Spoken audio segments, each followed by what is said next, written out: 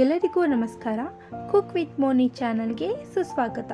ನಾನು ನಿಮ್ಮ ಮೋನಿಶಾ. ನನ್ನ ಚಾನಲ್ನ ಲೈಕ್ ಮಾಡಿ, ಶೇರ್ ಮಾಡಿ, ಸಬ್ಸ್ಕ್ರೈಬ್ ಮಾಡಿ, ಫಾಲೋ ಮಾಡಿ, ಕಮೆಂಟ್ ಮಾಡಿ. ಇದೇ ರೀತಿ ನನ್ನ ವಿಡಿಯೋಗೆ ಸಪೋರ್ಟ್ ಮಾಡಿ.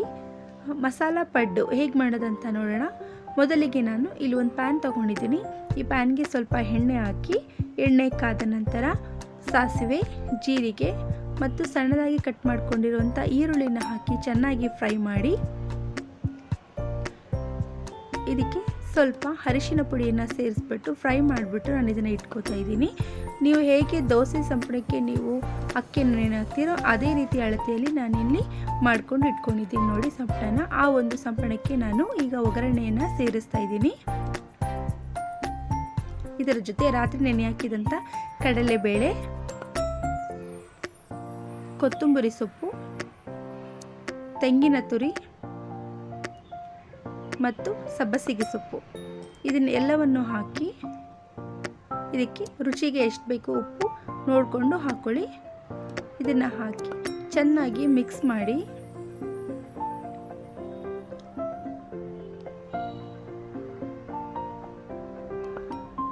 ನಿಮಗೆ ಅದು ಮಿಕ್ಸ್ ಮಾಡ್ತಾ ಗೊತ್ತಾಗುತ್ತೆ.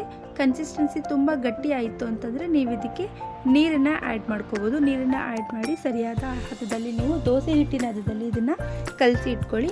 ಇದಾದ ನಂತರ ಇಲ್ಲಿ ಪಡ್ಡು ತವ ಇಟ್ಟಿದ್ದೀನಿ ನಾನು. ಪಡ್ಡು ತವ ಬಿಸಿಯಾದ ನಂತರ ಇದಕ್ಕೆ ನಾನು ಫಸ್ಟು ಎಣ್ಣೆ ಹಚ್ತಾ ಇದ್ದೀನಿ.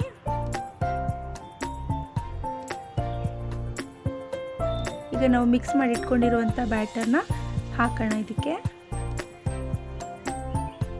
ನೋಡಿ ಸುತ್ತಲೂ ಎಣ್ಣೆನ ಹಾಕ್ತಾ ಇದ್ದೀನಿ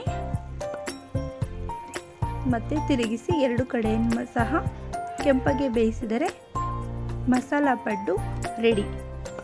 ಟ್ರೈ ಮಾಡಿ ನೋಡಿ, ಖಂಡಿತ ಚೆನ್ನಾಗಿ ಬರುತ್ತೆ. ಟ್ರೈ ಮಾಡಿ ನನಗೆ ಕಮೆಂಟ್ ಮಾಡಿ ಹೇಗಿತ್ತು ಅಂತ. ನನ್ನ ಚಾನಲ್ನ ಲೈಕ್ ಮಾಡಿ, ಶೇರ್ ಮಾಡಿ, ಸಬ್ಸ್ಕ್ರೈಬ್ ಮಾಡಿ, ಫಾಲೋ ಮಾಡಿ, ಕಮೆಂಟ್ ಮಾಡಿ. ನನ್ನ ವಿಡಿಯೋನ ಇದೇ ರೀತಿ ಸಪೋರ್ಟ್ ಮಾಡ್ತಾಯಿರಿ. ನಾನು ನಿಮ್ಮ ಮನೆಯ ಹುಡುಗಿ ಮೋನಿಶಾ. ನಮಸ್ಕಾರ.